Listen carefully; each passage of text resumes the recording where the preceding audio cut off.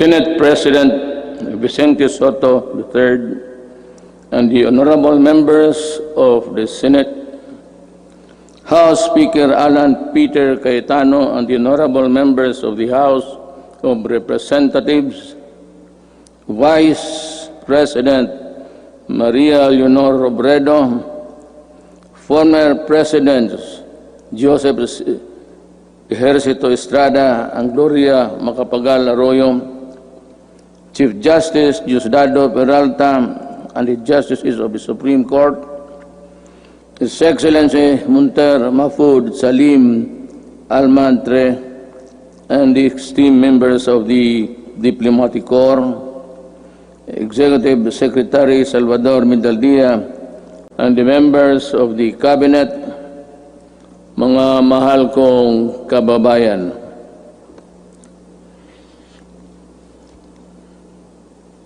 We live in a troubled time.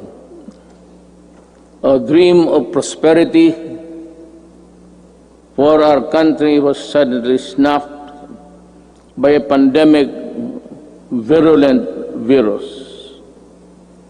No nation was spared. Neither rich nor poor were exempt from the onslaught of this deadly disease. But let us not despair. The vaccine is around the corner. Sooner and not later, the virus that gobbled up thousands of lives will itself be laid to rest. In the meantime, let us express the nation's gratitude to those who courageously and willingly put their lives on the line to serve the people and country.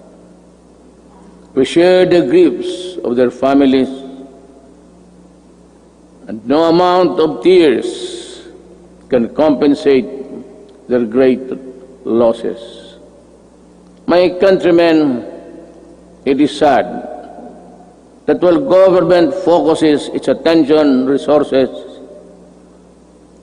to battle the coronavirus, there are those who take advantage of a preoccupied government. One of them is Senator Frank Dillon. In an interview, he arrogantly mentioned, among others, that oligarchs need not be rich. Then he linked the anti-dynasty system with oligarchy, and the topic was my daughter and son. This happened after the Committee of Franchise voted 70-11 to deny the grant of franchise to ABS-CBN. Obviously, he was defending the Lopezes, that they are not oligarchs. Great wealth enables economic elites and corporations to influence public policy to their advantage. Media is a powerful tool in the hands of oligarchs like the Lopezes, who use their media outlets in their battles with political figures. I am a casualty of the Lopezes during the 2016 election. The dealers and purveyors of illegal drugs, hiding in the shadow of COVID-19, have stepped up their activities. The amount of shabu valued at millions of pesos seized during police operations speak volumes of the enormity and the weight of the problem that we bear. The corrupt, the grafters, and the influence peddlers also take advantage of their fear and confusion that coronavirus generates the financial and material assistance of government to the unemployed, the sick and the destitute, running into billions of pesos, are not spared from corruption and ineptitude. Even the donations for well-meaning private persons are schemed before reaching their intended beneficiaries. It is like snatching food from the mouths of the babes. The profiteers, overpricers, and the corrupt felons must be laughing while they stash their dirty monies, but not for long. They cannot outrun the long arm of the law. In these regards, the words of former President Ramon Magsaysay ring fresh and relevant today as the day they were said decades ago. He said, "We need men of integrity and faith like Rizal and Del Pilar, men of action like Bonifacio, men of inflexible patriotism like Mabini. We need their zeal, their self-reliance, and their capacity to work, their devotion to service, and their ability to lose themselves in the common cause of building a nation. If we allow greed and self-interest and ambition to rule us, then, as stated by one prominent physician, we will be left with nothing better than the lesser evil instead of the greater good." In my inaugural address 4 years ago, I said that no leader can succeed at anything of national importance without significance unless he has the cooperation and support of the people he is tasked to lead and sworn to serve. The efforts and resources which we poured out produced the momentum needed to bring our country closer to our goals. Suffice it to say, we made significant strides over time. Over 4.3 million poor families benefited from the Pantawid Pamilya. Over 92.2 million beneficiaries received subsidies under the unconditional cash transfer program. We also made available tertiary education and universal health care. Public utility drivers were given assistance to the Pantawid Pasada program. There are complaints that some drivers did not receive any assistance at all. I have directed the SWD and DILG to look into this. I welcome the passage of the law postponing the barangay and sangguniang kabataan elections. The postponement saved much needed government funds and ensured the implementation of projects under the current barangay officials. In the hindsight, it also saved us from holding the polls while we dealt and continued to deal with the pandemic.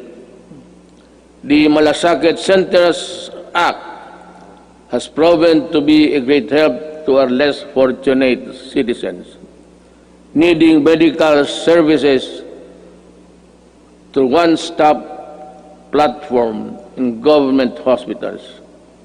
We commend the initiative and work of Senator Bongo in this regard, as well as other significant pieces of legislation as of today. There are 75 Malasakit centers serving Filipinos all over the country. These centers will be of great help in ensuring that our people remain healthy and resilient during these challenging times. The Salary and Standardization Law of 2019 increases the salaries of civilian government workers. I hope that this law will inspire our government workers to perform better and encourage young, brilliant citizens to join public service. I appreciate the law of establishing the National Academy of Sports. We can now give our deserving student athletes the training and the support they need to excel in their chosen field of endeavors. With the commitment of key members of Congress, the Executive Department, the FISGOC, or the Philippine Sports Commission, and the Philippine Olympic Committee, we're bound together with one vision to host the 30th Southeast Asian Games. Our athletes prevailed. More than that, we fostered pride, patriotism, genuine sportsmanship, and camaraderie in our South Asian brothers and sisters. Indeed, we won as one. To our business community and the general public, we assure you that the landmark ease of doing business and efficient government service delivery act has been gaining momentum. We are closer to eliminating over-regulation in government services. Frontline processes, including consular services, processing of building and business permits, and the services of overseas Filipinos and seafarers were streamlined. Passports and driver's license validity were lessened to ease the burden of the public. We received a BBB plus credit rating despite ASEAN credit rating downgrades and negative outlook revisions in the worldwide.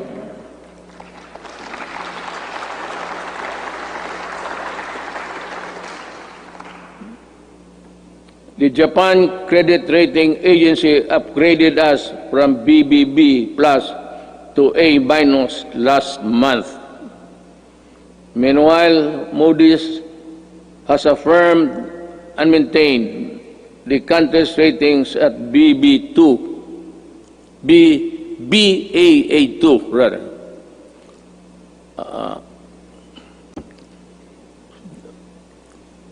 To understand, because with the light I have mine eyesight is not as good as new. Our fiscal position is strong, our economic fiscal management prudent, and our banking system robust.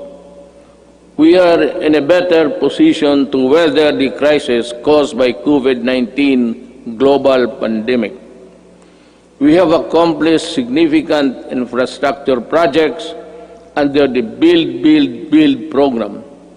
I will not dwell lengthily on the nitty-gritty of our infrastructure accomplishments now, lest I bore you. Instead, we will release a comprehensive written report of our collective milestones and the details of accomplishments that remind us that perseverance, patience, determination will help us move forward even in the most difficult times. We issued last year the Executive Order number 100, establishing the Diversity and Inclusion Program as national program of the government. We want to end discrimination of persons on the basis of age, disability, ethnicities, sexual orientation, and gender identity and expression, and other character traits. My administration always believed that freedom from illegal drugs, terrorism, corruption, and criminality is itself a human right violation. Part of our efforts to uphold human rights is protection of the rights of children and the right against discrimination. Early last year, I signed Executive Order Number 92, creating the National Council Against Child Labor. Government efforts to protect the rights of children will be amplified to prevent, reduce, and eliminate any form of child labor. Our achievements along this line will have been extolled by an overwhelming number of fellow member states in the UN Human Rights Council during its recently held 44th session last June. Rest assured that we will not dodge our obligation to fight for human rights. My countrymen, there are lessons to be learned from the coronavirus pandemic.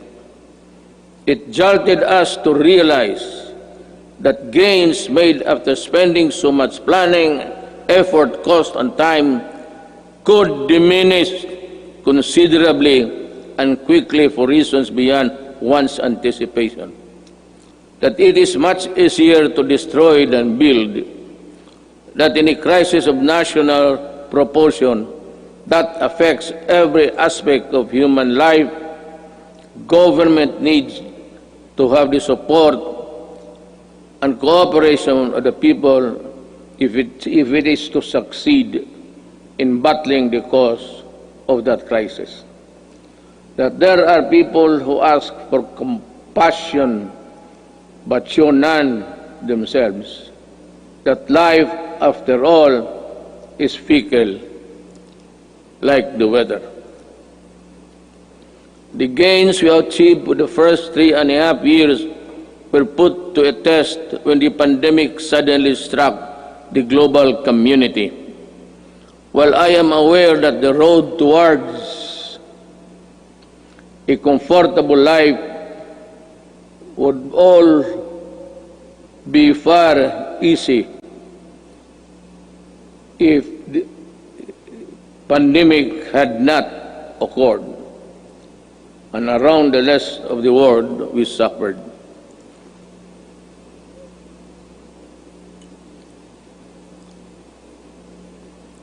The global scale and socio-economic impact of COVID-19 pandemic has been unprecedented.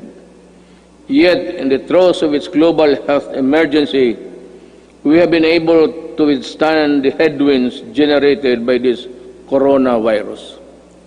In this regard, I would like to express my gratitude to all those who made possible the steady supply of food, water, basic utilities of our households.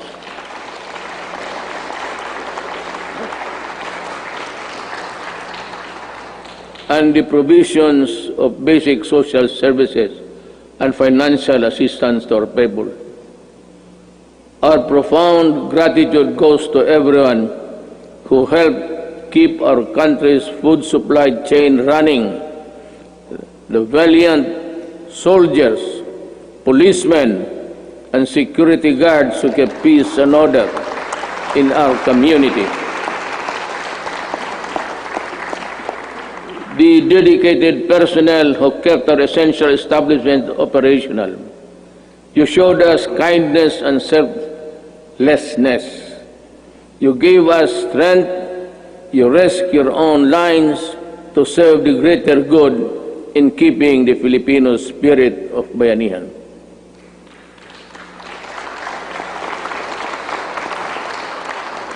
I also thank the men and women of the Interagency Task Force on Emerging Infectious Diseases and the National Task Force Against COVID-19 for all the countless hours it spent to keep the pandemic in check and for all the efforts it made to ensure the safety of our people.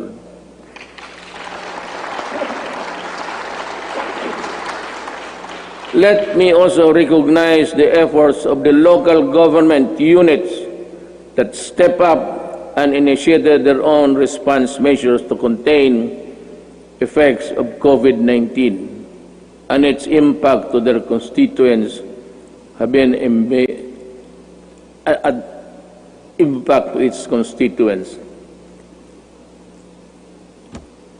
The shadow says it's a period there. I know exactly the difficulties you are undergoing. I pray that the officials of each LGU in our country, from the barangay to the autonomous regions, would set aside partisan politics and selfish interests to do what is right and good for all. Likewise,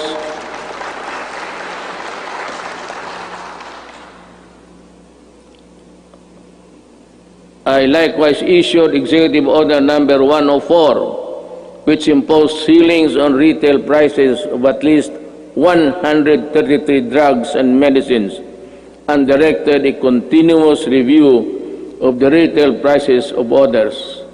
This proved to be providential now that we are facing a pandemic. To everyone who helped us in this time of great need, maraming salamat po.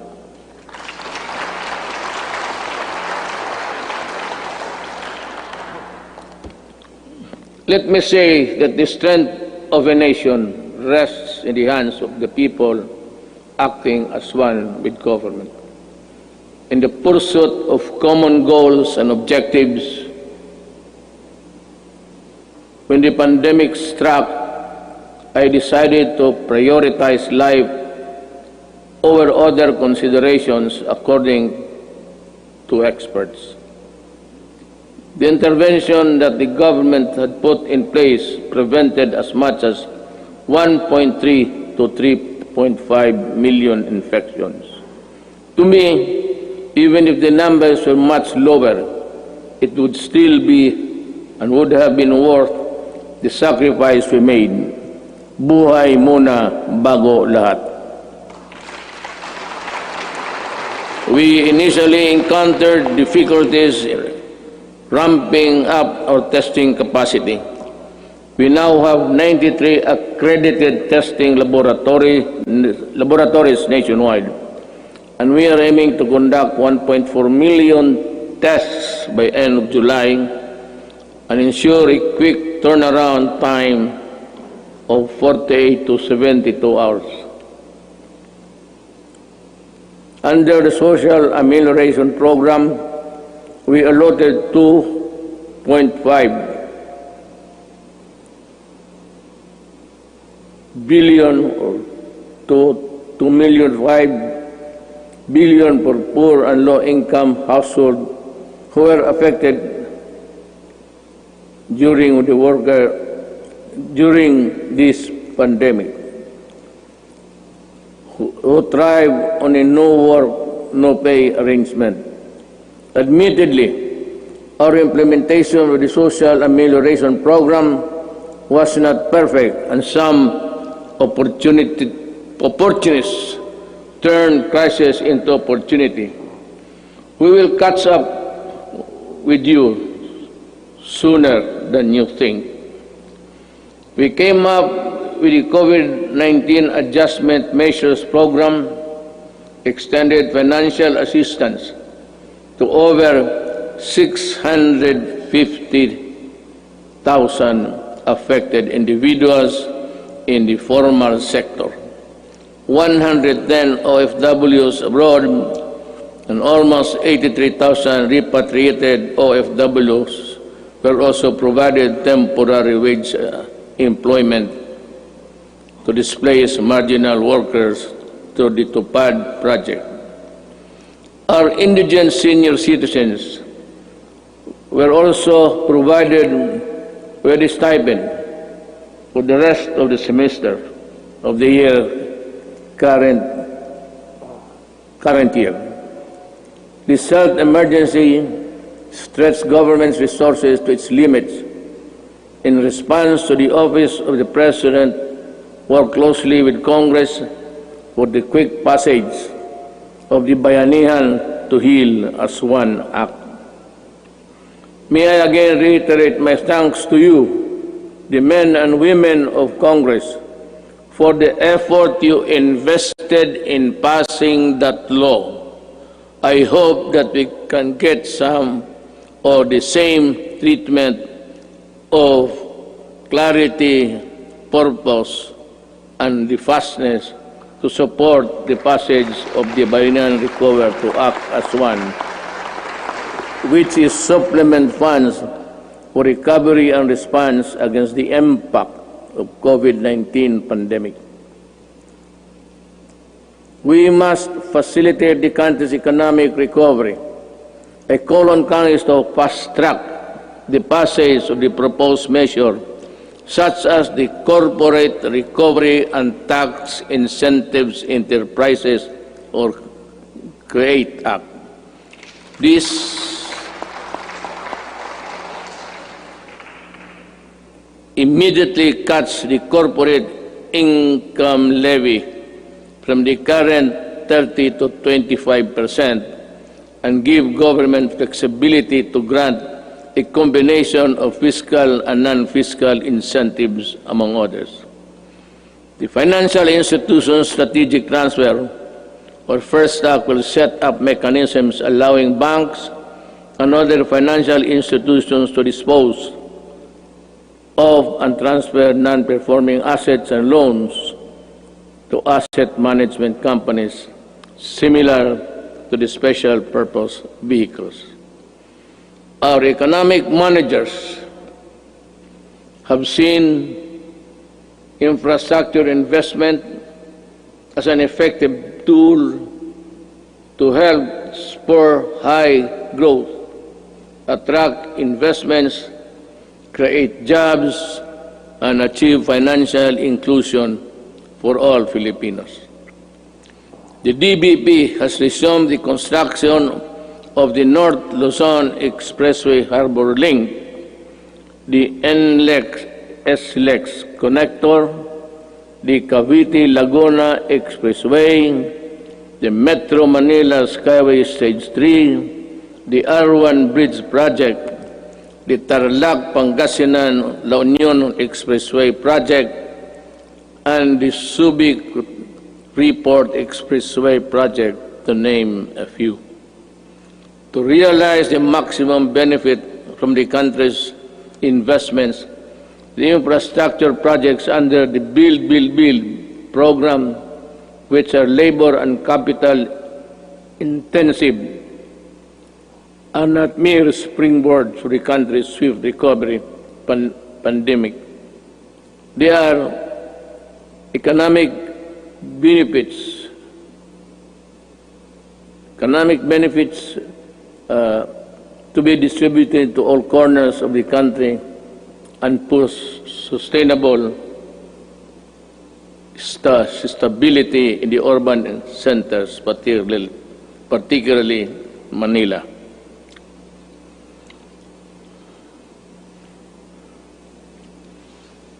The TESTA launched online mode of livelihood and skills training.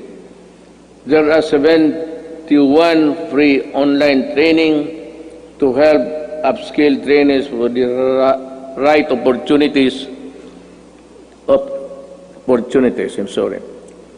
I asked TESDA to come up with special training programs to retool our OFWs so they can find employment opportunities here and at home. I am also calling on the Chair for scholarship programs for the qualified dependents of our OFW. I direct the Department of Agriculture and DTI to come up with the agribusiness and entrepreneurship projects to help displaced OFWs rebuild their livelihood. Further, I ask the Land Bank and other government financial institutions to continue providing low interest loans to our OFW. Sa mga kababayan ko na naghihirap sa ibang bansa, nandito na ang inyong gobyerno para matulungan kayo at inyong mga pamilya, lalo na sa panahong ito.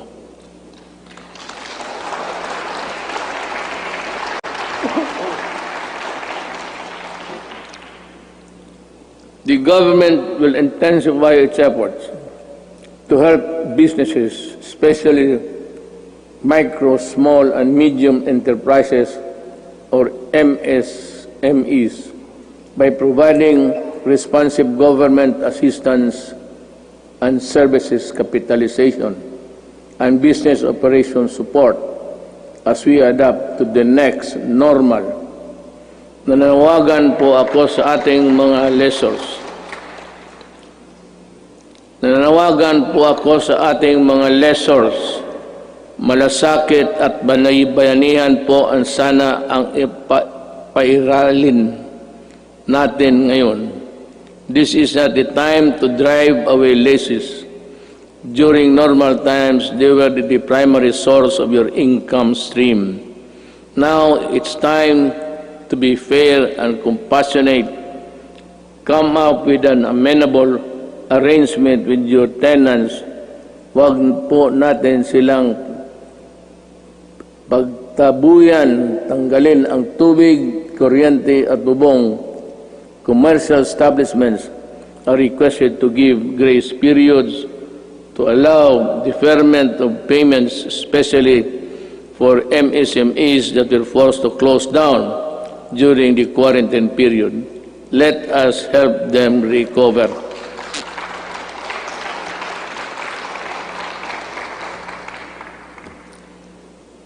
We pump prime the recovery and rehabilitation of the MSMEs. The DTI to the Small Business Corporation set up the Philippine 1 billion COVID assistance to restart enterprises or CARES program to provide zero-interest loans for MSMEs affected by the pandemic as of July 10, 2020. Over 2,600 loans applications worth more than 182.5 million have been approved. We are optimistic that this initiative will help our MSMEs stabilize and recover from their losses. I also enjoin the Bangko Sentral ng Pilipinas and the banks operating in the country to provide regulatory relief for our MSMEs and allow loan payment extension without incurring penalties and charges.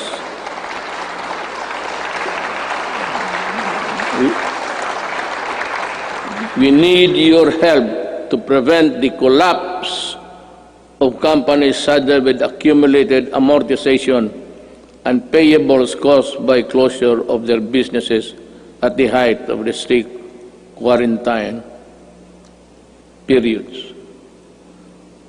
As we embark on this effort towards inclusive recovery, we should acknowledge that all forms of government support will go to naught if the new MSMEs do not thrive because of lack of consumer support. Ito ang panahon para suportahan natin ang ating mga kababayan na nagnegosyo at gumawa ng mga produktong sariling atin. In the same manner, in tourism and recreation industries, which are among the hardest hit by the pandemic, count on our full support while we slowly try to put the fun back in your local travels. The national government agencies and LGUs must harmonize their policies to boost tourism, ensuring everyone's well-being. We enjoin our people to help boost the economy by traveling locally.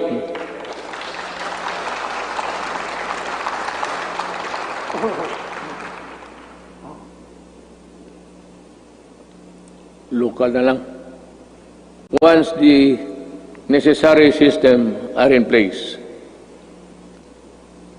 The DOST offers its enterprise technology upgrading program to enable businesses to access training that will help them transition to online and contactless operation. Now more than ever, we need to protect our consumers.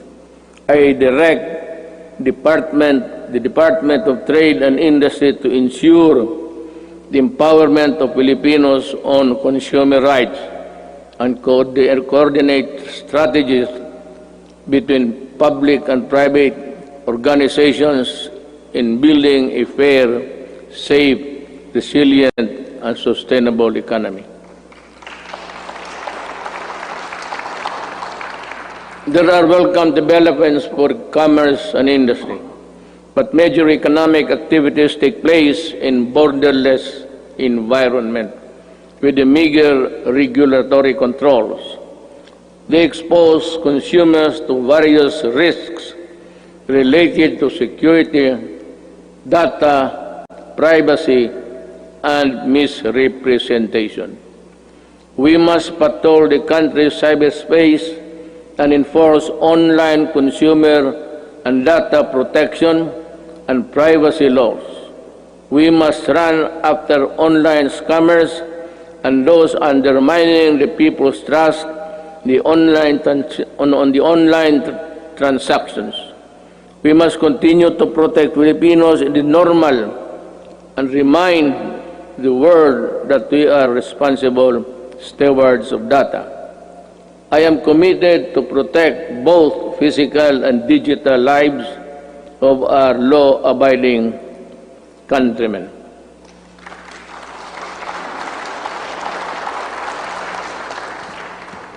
The national government shall lead the way in our transition to online systems. I reiterate my call for all government instrumentalities to implement systems that shall make physical queuing a thing of the past. Panahon na para mawala na ang pila para mapagsilbihan ang gobyerno ng walang kahirapan para sa tao. The DILG, DBM, and the ARTA, along with all agencies and instrumentalities of government, are hereby directed to make full possible services available online. We need to adjust and adapt a paperless type of business and work performance. We need e-governance our people with the services they need and the comfort of their homes in the workplaces. It will enable us bureaucracy to better transition into the new normal and cut red and minimize red tape. until the COVID-19 vaccine is available, I will not allow the traditional face-to-face teaching or learning unless the risk of exposure to the sickness are eliminated. I cannot and will not put to rest the health and lives of our students and teachers. About 2 weeks ago, I seem to have said that I would allow the face-to-face classes to resume. But we were talking actually of January, because my thinking is that by September we would have the vaccine. How to get it from the producers or from other governments is really something which we have to deal with, because everyone, it's a global need, and everyone will go for it. But let me just mention it in passing that about 4 days ago, I made a plea to President Xi Jinping that if they have the vaccine, can they allow us to be one of the first, or if it's needed, if we have to buy it, that we will be granted credit so that we can normalize as fast as possible. Life that is lost is lost forever. Courses that are not substantial can be supplemented. Education that is delayed can be recovered. We must implement online learning, modular learning, and TV and radio-based broadcasts, which students coming from different backgrounds can avail. DepEd will provide the printed modules for those who cannot afford online learning. In support of the learning continuity program through blended learning, we plan to increase the number of schools with ICT equipment in the coming months. The DepEd and the DITC are building up the public education network or PEN that will connect all public schools and DepEd offices nationwide. We will prioritize the connection of all last-mile schools and those with no electricity supply can have it via satellite and energized via solar panels. By 2022, before I step down, the PEN shall be realized.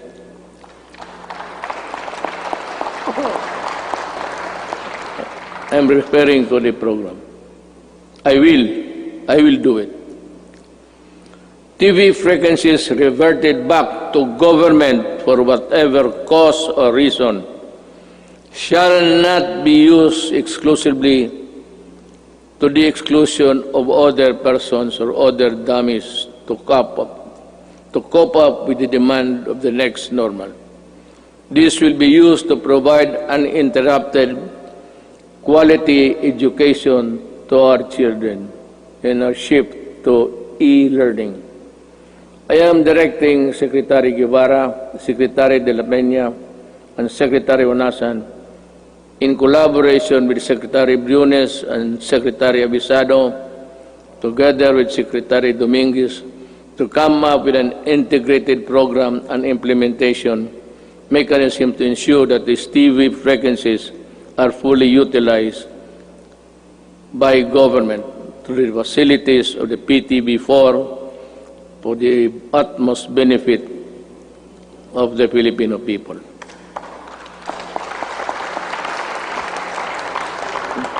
Let me just allow me to segue a little bit. For the remaining 2 years of my term, all that is good that belongs to government, whether it be the airwaves, whether it be the lines, or whatever that is good for the people, will belong to the government, and it should be government who should be given the first option to utilize them. Ang sobra kanila. I call on our communication companies to improve their services lest we be forced to take drastic steps to address the less than deal service that the public is getting from you.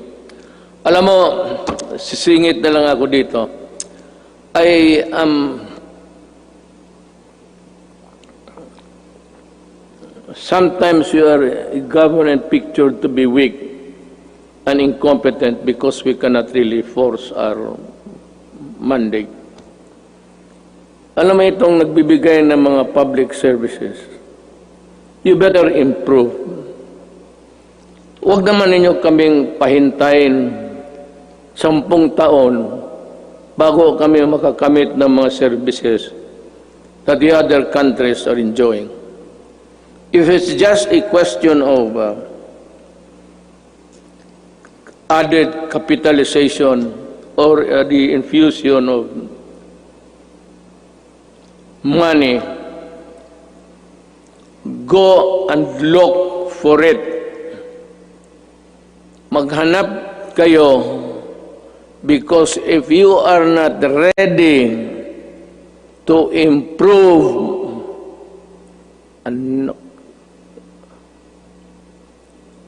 I might just as well close all of you and we revert back to the line telephone. At kukunin ko yan, i-expropriate ko sa gobyerno. Alam mo itong, I'll be straight, yung smart, pati itong globe, ilang taon na ito?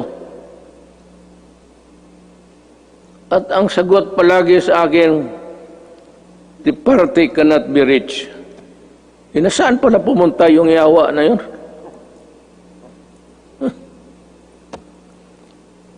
Kung ganun lang naman ibigay niyo sa amin, we are a republic, a sovereign country.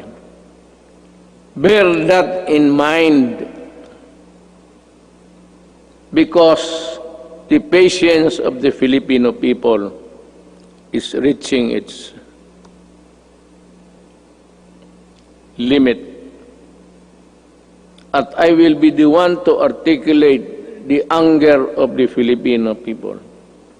And you might not want what I intend to do with you. Kindly improve the services before December. I want to call Jesus Christ to Bethlehem. Better have that line cleared.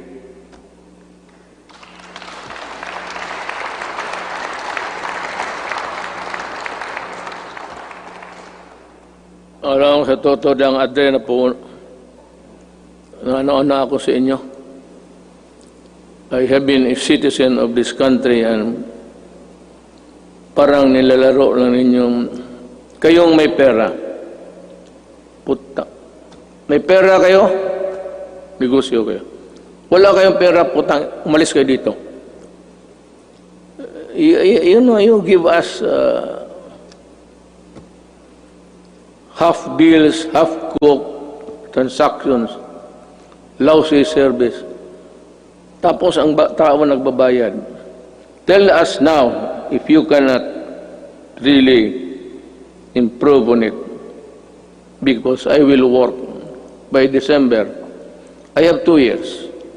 The next 2 years will be spent improving the telecommunications of this country without you. I will find a way. I will talk to Congress and find a way how to do it.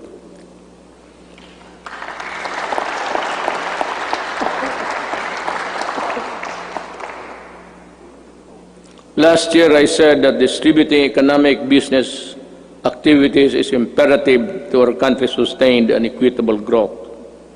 Today, I reiterate that statement.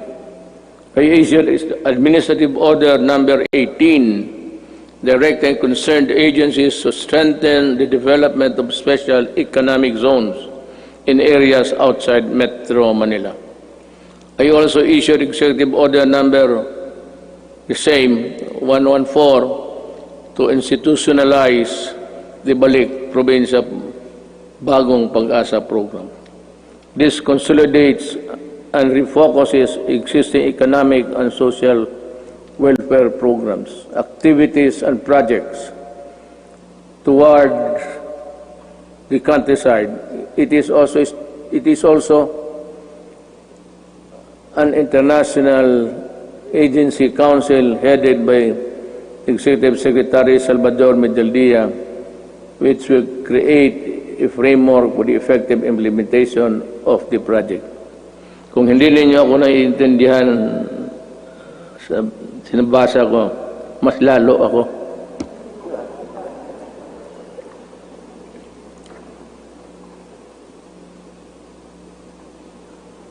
In 2021, we aim to increase access to healthcare services by continuously hiring and deploying more than 20,000 health professionals.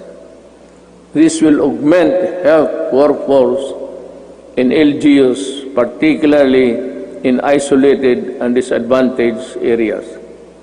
We will implement projects to establish and improve barangay health stations, rural health units, and other healthcare facilities. And we will need to address internal security. We are pursuing a whole-of-the-nation approach to bring peace and order, development in the countryside. We need to provide intervention and implement the barangay development program. This will provide cleared and threatened communities. This refers to a program where the armed forces would play a vital role in the one nation approach. This is what it's meant by this. And that every agency of the government, including the armed forces of the Philippines, should participate. And I am aware of the skirmishes and the assassination of our soldiers. And I said, correct this so that we can proceed with the barangay implementation as fast as possible. We have made significant strides in the past 4 years, but we need the support of local government leaders. We need your help to implement the barangay development program. Certain sectors expressed concern when I declared martial law in Mindanao and its extension 3 times.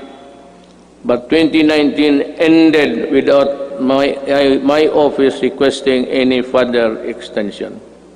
Martial law in Mindanao ended without abuses by the civilian sector, by the police, by the military. It ended because this time I know that they know how to love the country.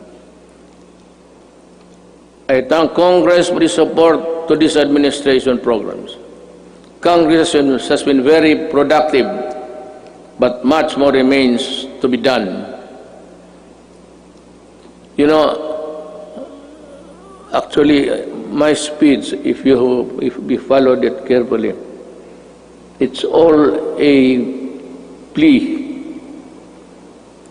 to Congress to do this, to do that, to make a law or craft a whatever. And this one, I strongly urge Congress to pass a law establishing the Department of Overseas Filipinos, solely on addressing the concerns of Filipinos abroad and their families. I reiterate this swift passage before this. Kawawa kasi itong ating mga overseas. If it's only an office there in the Labor Department, they are overworked or for whatever reason, their needs, their pleas are not really attended to with dispatch and with care. Yung OFW, pati itong ano ngayon, ito yung sinabi ko kanina, I will go for it. We will need it to help them. I reiterate the swift passage of a law reviving the death penalty by lethal injection for crimes specified under the Comprehensive Dangerous Act of 2002. I did not hear so much clapping, so I presume that they are not interested. Wala ka mo.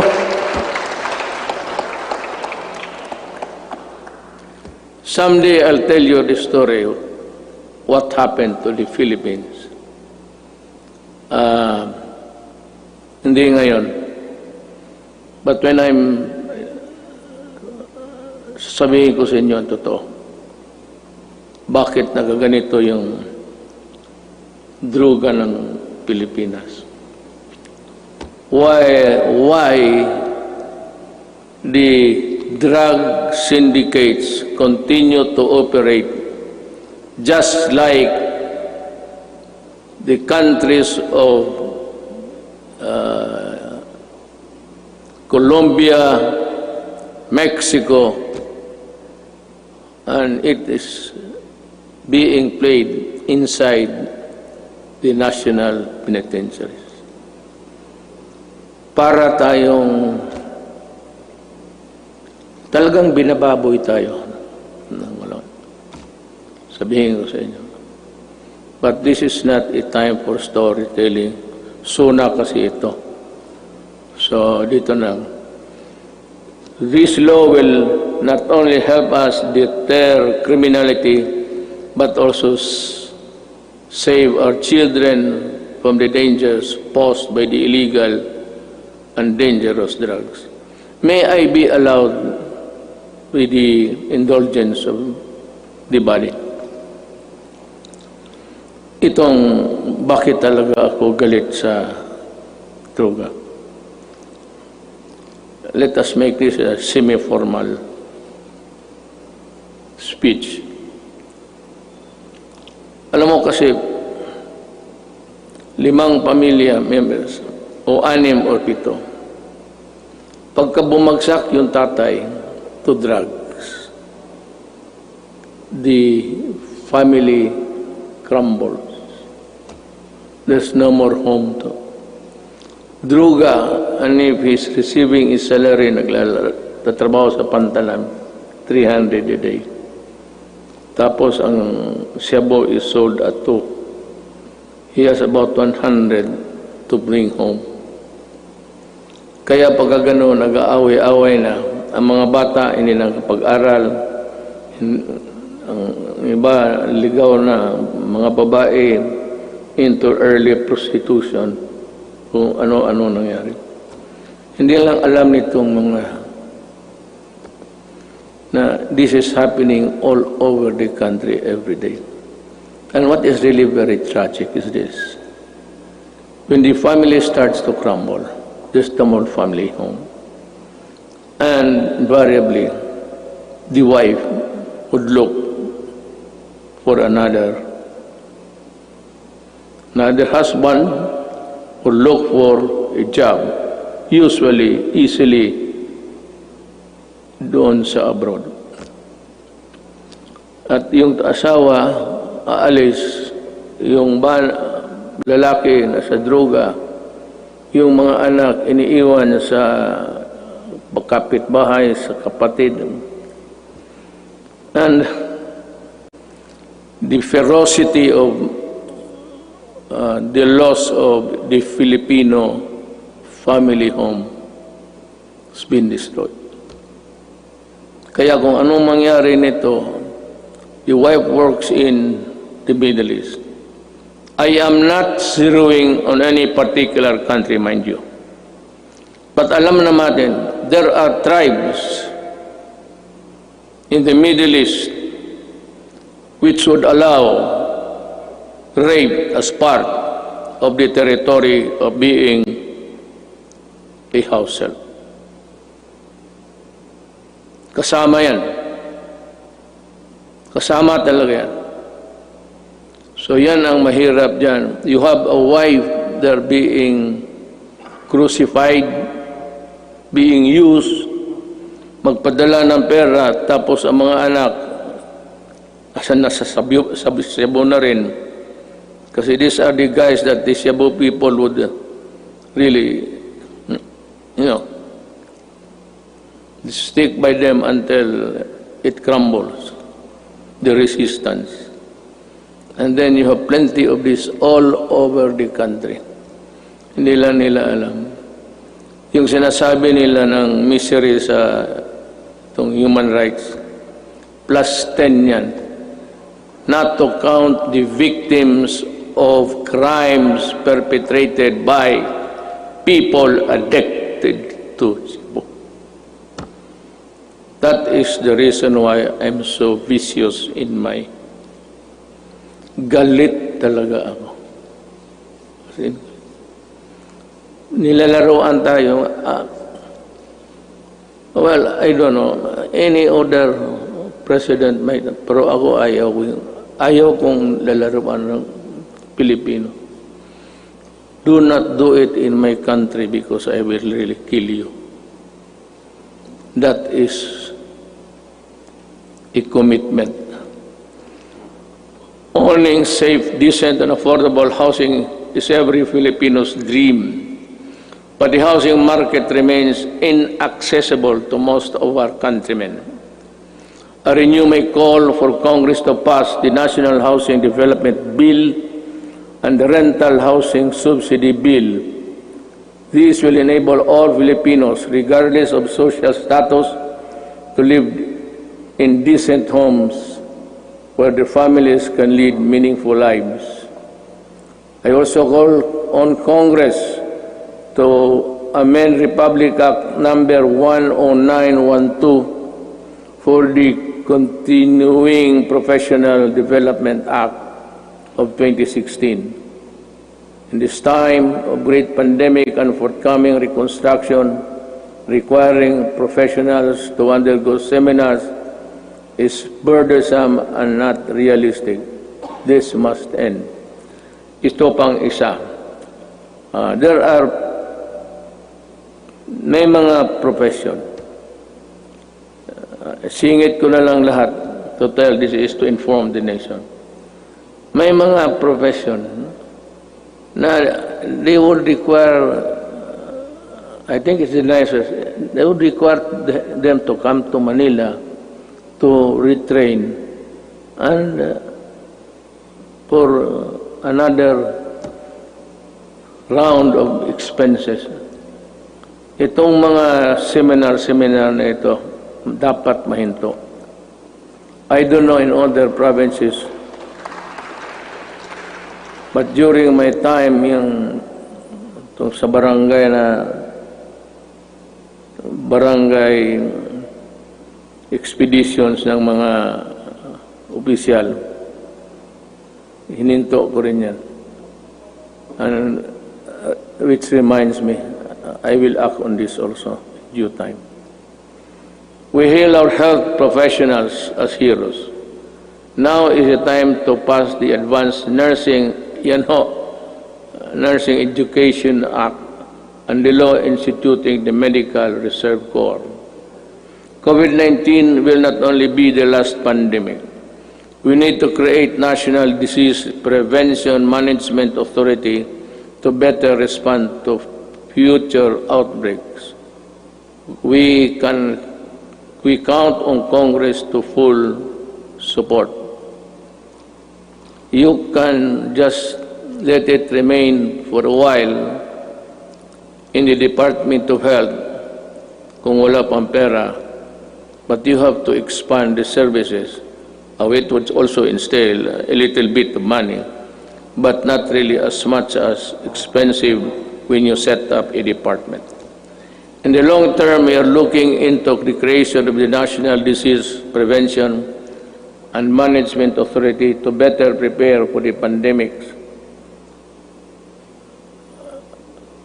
protect lives, and allow development to proceed even in the worst of times. We are counting on the full support of Congress for this critical, important endeavor.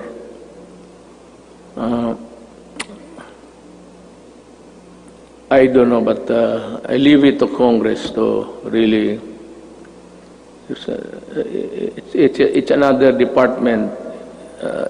There seems that it could be a multi-layer, redundant thing between the health and the proposed department. I call on Congress to prioritize the passage of a law for the unified system of separation, retirement, and pension, and of the military and uniformed personnel, without, however, diminishing the benefits that our uniformed personnel are entitled to under the existing laws. There is a need to adjust the pension system, which will be applicable only to the newly hired uniformed personnel, so as not to cause a ballooning effect against the budget of the military in the years to come, and yet maintain the pension benefits those already in service under the present law. This issue needs a solution now.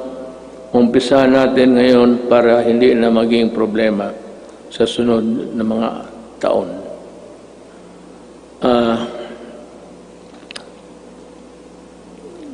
I want to,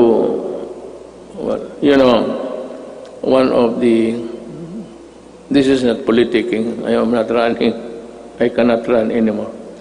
Yung dinoble ko yung sweldo ng police pati army, it was really a clarion call para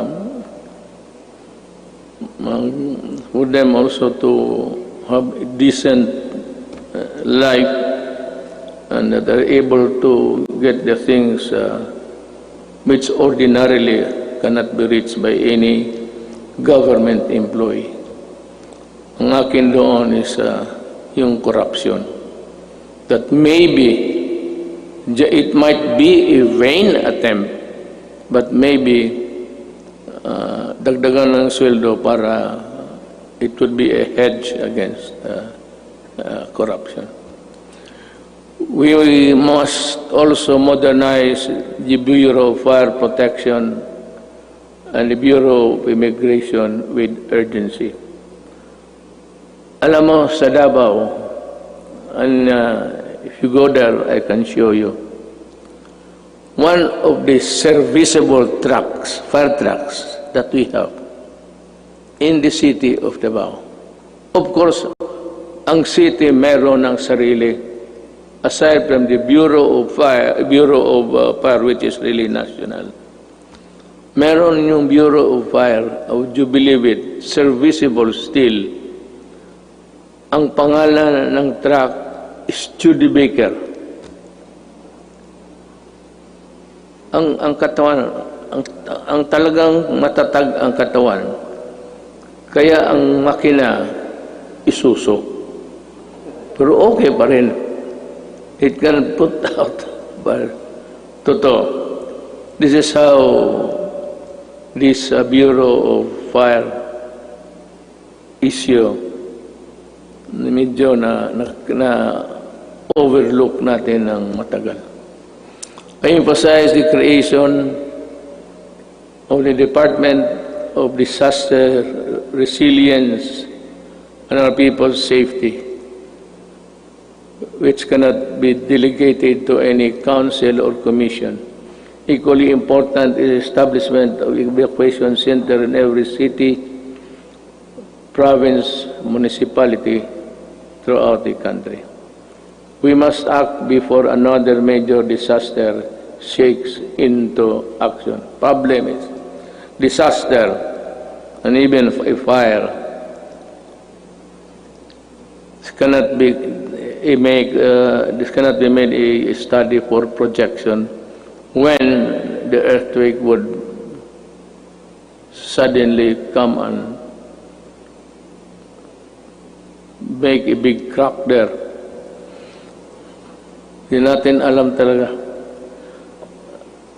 Ang ibig kong sabihin, this will require more than just one brainwork kung paano talaga itong how to prevent or avoid disaster. It would be, by the way, just before starting, I was tempted to say it, pero baka magtindigan kayo.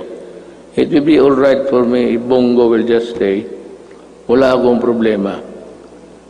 Kasi sabi ko na this piece of speech of mine would be one of the longest SONAs that I will deliver. Nakita ko yung page pagbigay sa akin. Yung ibang input akin. Pati yung iba lahat. Ang nangyari po, binalik ko sa kanila. Make it short. Pagbalik sa akin, mas makapal na. Ako, putang ina. Nandyan na ngayon. Ito na ngayon. The responsible extraction and equitable distribution of natural resources remain among my non-negotiables. I reiterate the need for the passage of the National Land Use Act, which has been pending for decades. Pakisilip lang ho ninyo yan. For the rest of my term, I hope to see concerted efforts in protecting the environment. The rehabilitation of Boracay Island showcased our resolve to safeguard the environment.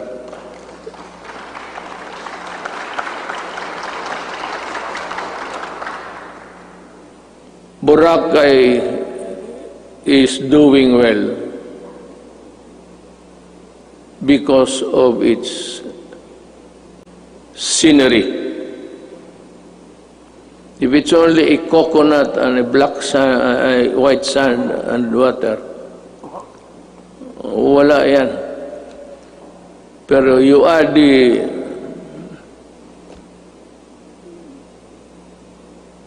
visitors there, then it becomes a very tempting destination. We have seen remarkable emergence of the island back to its former glory. I want this sustained. I ask Congress to enact a law creating, importante ito, the Boracay Island Authority, or BIDA. We need it. I cannot stress enough the importance of agriculture. The growth of our economy depends on a robust agricultural sector. We must utilize the coconut, we must utilize the coconut levy for the welfare of our coconut farmers and the development of our coconut industry. I urge everybody, both of the executive department, pati ito, that ito yung pera na nakuha doon sa sequester. And itong perang malaking ito, gagamitin ito for the welfare of the farmers. The problem is, we can no longer trace who are the farmers of yesterday. Marcos is a distant star. We do not know. Ako alam ko because we had a little piece also that was covered by the land reform. Hindi na natin malaman kung sino ang may-ari. So I think Congress should look again and try to sort out how best the money can be utilized. I will not make any suggestion, but I leave it to Congress to decide what to do with it. I once again urge both houses of Congress to pass a version of the bill establishing the Coconut Farmers Trust Fund. Tulungan natin ang ating mga magsasaka pagka hindi mawawala yung pera, bilyon yan. Diyos ko po. Well, anyway, we have learned so many lessons along the way. I am also requesting Congress to pass the Rural, Agricultural and Fisheries Development Financing System Act. We aim to provide adequate, accessible and affordable food for every Filipino through the Plant program. After the build, I think this is easier to achieve. A few good men, few good regional directors, DAR, and dedicated workers down below could make this thing a success. Mas madali ito kaysa build. Ito plant lang. It is more of how you try to convince the farmers to cooperate government for their benefit. This 66 billion agricultural stimulus package will help the agricultural and fisheries sector recover. I hope so. We need to build trust and confidence in online transactions, stronger protection on online consumers, and enabling measures for online business needed through the enactment of an Internet Transaction Act. This is very good. I thus direct the Department of Trade and Industry and other relevant agencies to work on it closely with Congress, ensuring that the provisions of the proposed bill are responsive to the needs of the consumers while promoting the growth of e-commerce in the country.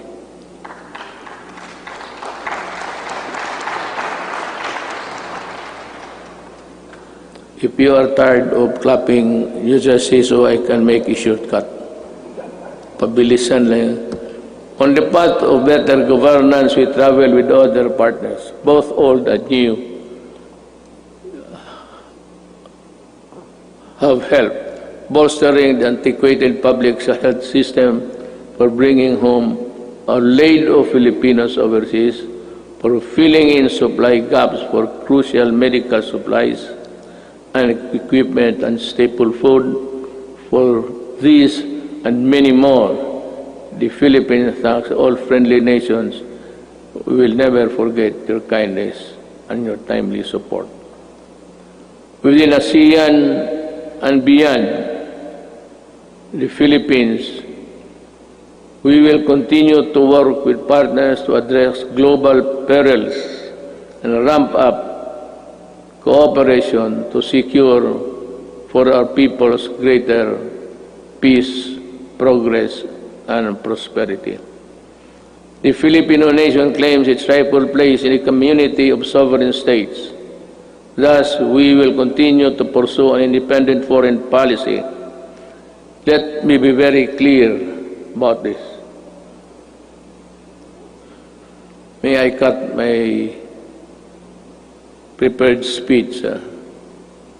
Alam mo, I read little over 3 weeks or last month na the Americans would intends to go back to Subic. I'll just put on record my thoughts. I have nothing against America. I have nothing against China. But if you put bases here, you double the spectacle of a most destructive thing.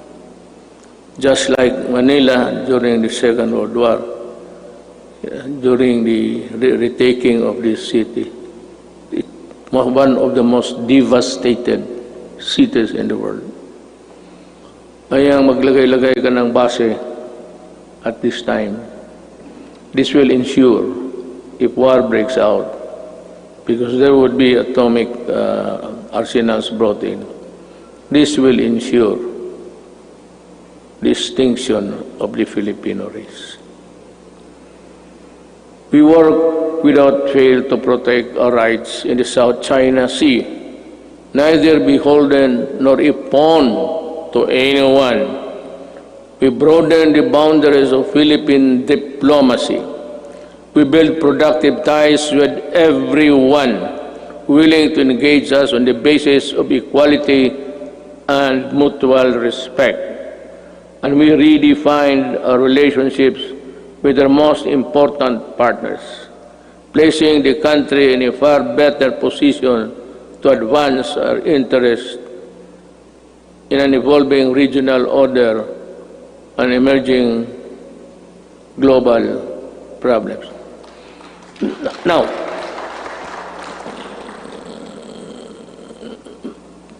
plenty of critics, both sides, claim about nothing has been done to retake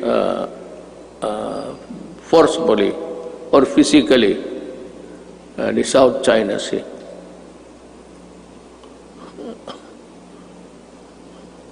Alam mo,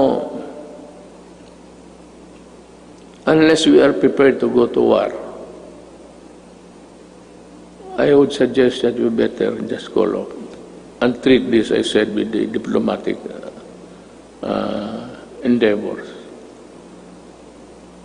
China is claiming it. We are claiming it. China has the arms. We do not have it. So, it's simple as that. They are in possession of the property. You remember property, you're a lawyer, property rights. They are, it has nothing to do with the Philippine laws on property. But it's akin to, they are in possession. So what can we do? We have to go to war. And I cannot afford it. Maybe some other president can, but I cannot. Inutil ako dyan, sabihin ko sa inyo. And I'm willing to admit it. Talagang inutil ako dyan. Walang magawa. I cannot. The moment I send my Marines there at the coastal shores of Palawan, tinamaan ng cruise missile lahat yan. Hindi pa nga set sail yan eh. Sabog na. Let me say again that the victory in a global battle against COVID-19 would take longer than we expect. Everyone's cooperation is needed. I know that you have, the Filipino people, have sacrificed a lot, but we have no other choice but to work together and to do even more. I must admit that our actions have been far from perfect. Totoo yan. I admit it. And there could be improvements here and there. But all of us in government, including myself, assure you that we will not stop until we get things right and better for you.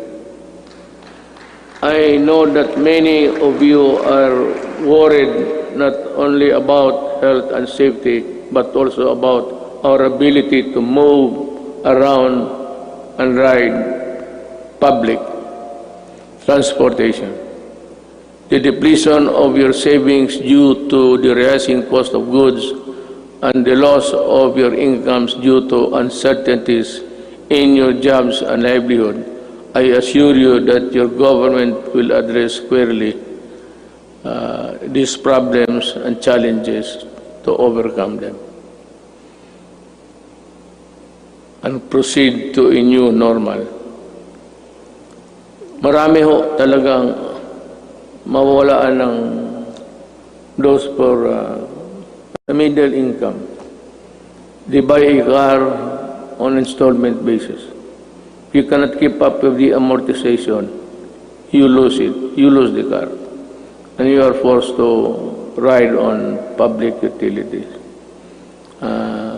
Concomitantly, didiretso rin itong mga kriminal na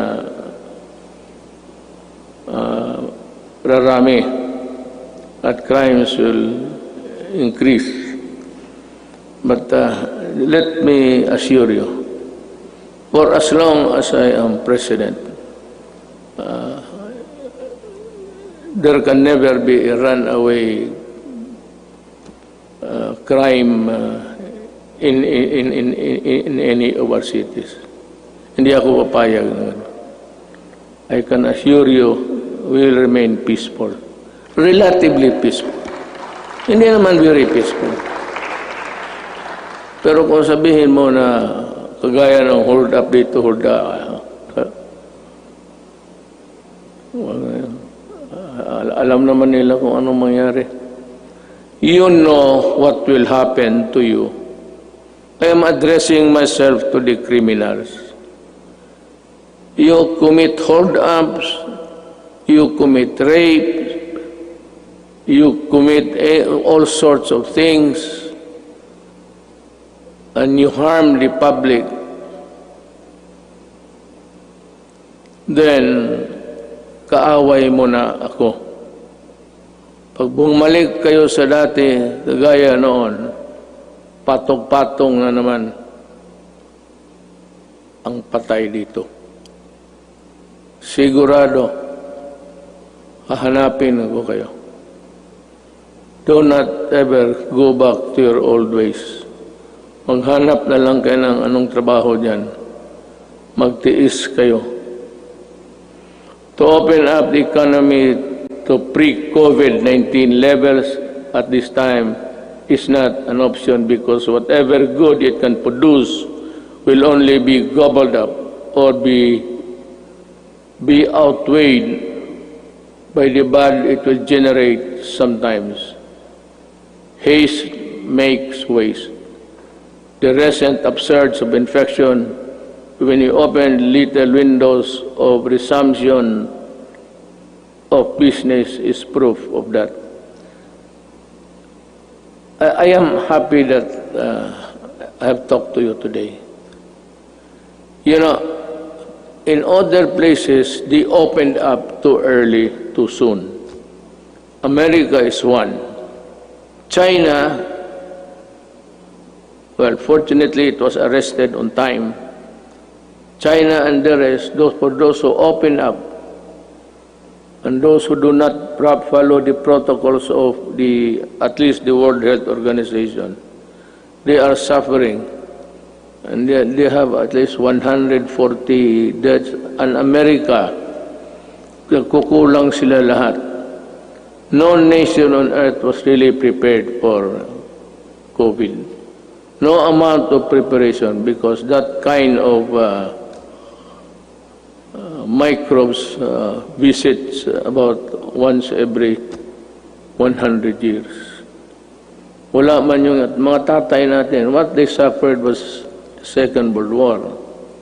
But tayo, we are not ready, and therefore we will not gamble with the lives and health of the people. Certainly no one would want to end up in the negative side of the equation. Not me, not us. All I ask is that you continue to put your faith in your government and work with us in achieving what is best for the country and our people. Together, let us do, mahirap basahin kasi dito, the most that we can to ensure that this health, safety, and well-being of every Filipino, especially those severely affected, are taken care of. Together, we shall fight this pandemic with the same fervor as our campaign against illegal drugs, criminality, insurgency, and corruption in high places, and entrenched parochial interests. As a government worker, I am addressing each and every Filipino that the government cannot do this without your help. More than ever, we need to reinvigorate the deep-seated Filipino spirit of pakisama and malasakit within each and every one of us. We are being tested as a people and as a nation. Worse times loom ahead.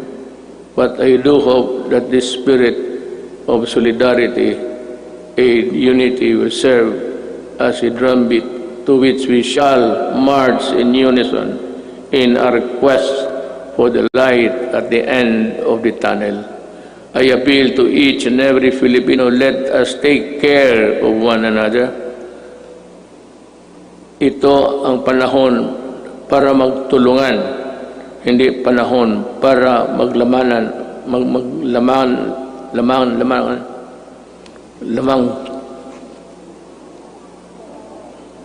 mamang dila ko.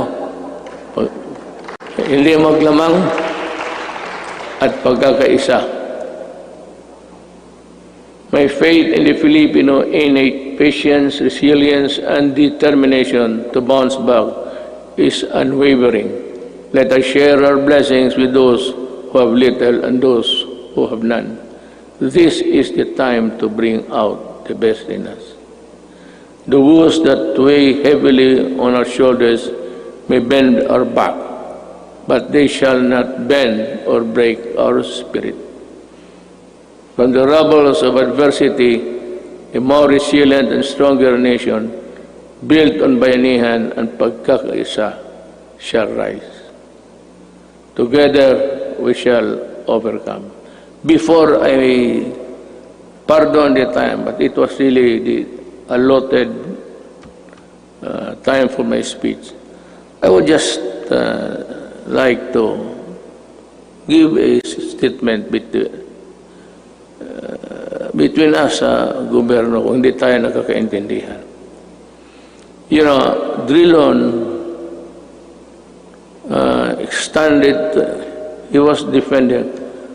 I would like to ask Drilon, were you a part of ACRA when this contract of Ayala Water was being drafted? And why are you fumigating? Bakit kasi ikaw lang ang galit? Nasabi mo na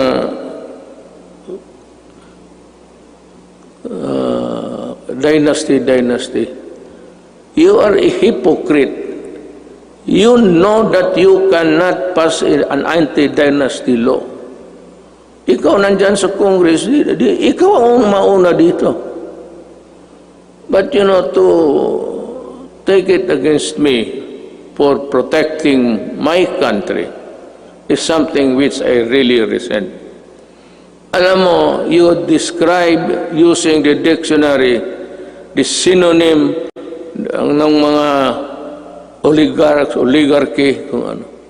Then you proceeded to characterize everyone, every name, and then said that oligarchy is not bad at all, because not all oligarchies are bad.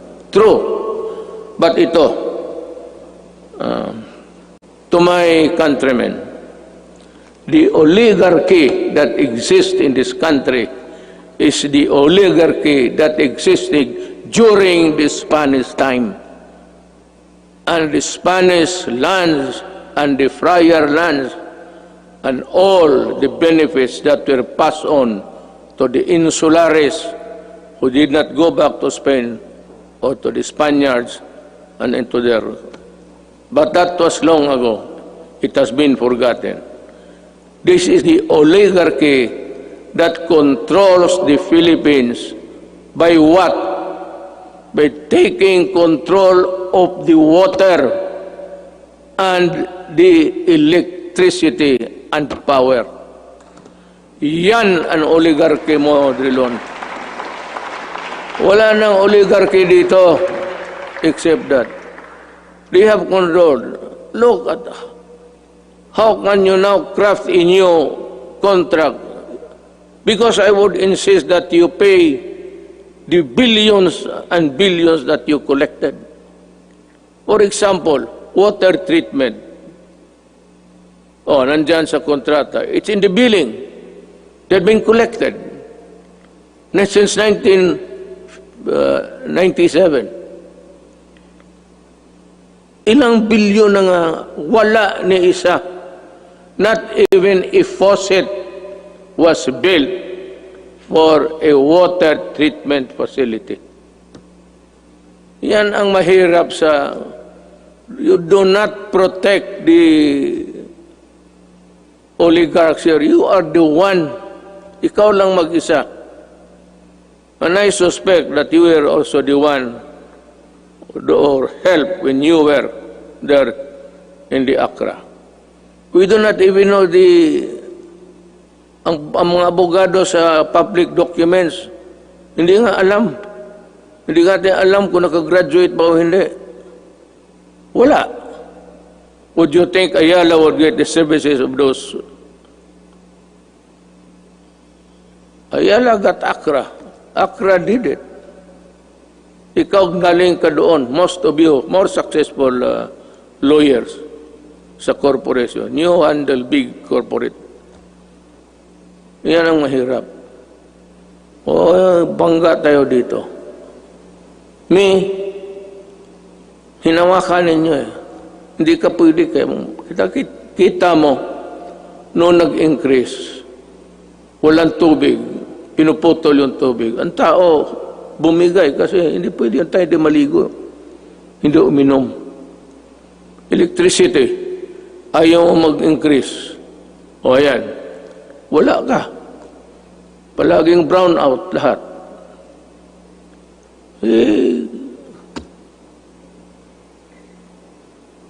I'm sorry, but I have to say this to you. I do not like it. It's not the time for it. But since it is the time for the SONA, for people to know and people to really get the facts, then, and the right of the people to be heard. Tayo na naman ang tao magsano.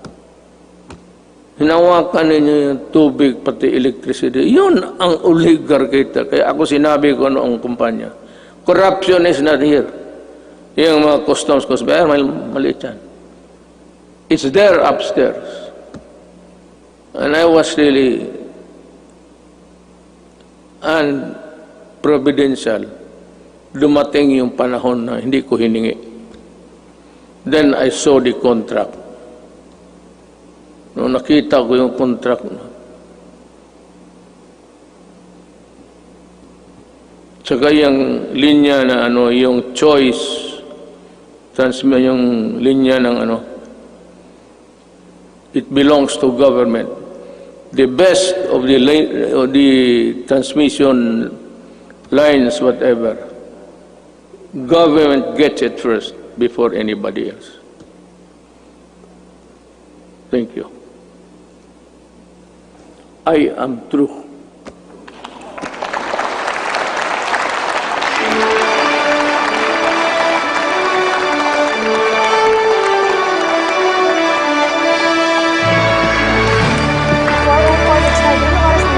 Part of the session is adjourned. 45? Okay. Yan po. Okay, yan po yung tunghayan ang mensahe ng Pangulong Rodrigo